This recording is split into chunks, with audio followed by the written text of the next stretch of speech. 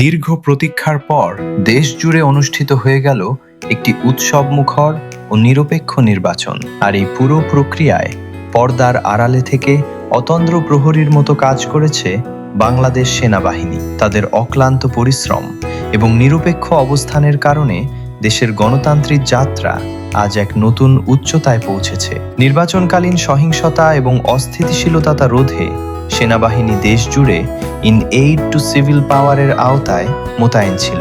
দুর্গম পাহাড় থেকে শুরু করে প্রত্যন্ত চরাঞ্চল সবখানেই সেনা সদস্যদের উপস্থিতি সাধারণ ভোটারদের মনে সাহস জুগিয়েছে।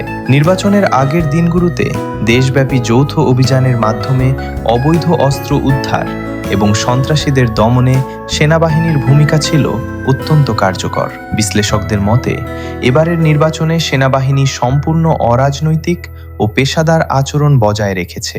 সেনাপ্রধানের সময়োপযোগী নির্দেশনা এবং মাঠ পর্যায়ে অফিসার ও সৈনিকদের নিরলস পরিশ্রমের ফলে কোনো বড় ধরনের অপ্রীতিকর ঘটনা ছাড়াই নির্বাচন সম্পন্ন করা সম্ভব হয়েছে। সেনাবাহিনীর এই নিরপেক্ষ অবস্থান আন্তর্জাতিক মহলেও প্রশংসিত হচ্ছে। সাধারণ মানুষের বিশ্বাস, সেনাবাহিনীর এই দায়িত্বশীল ভূমিকা আগামীর বাংলাদেশ গঠনে একটি মাইলফলক হয়ে থাকবে।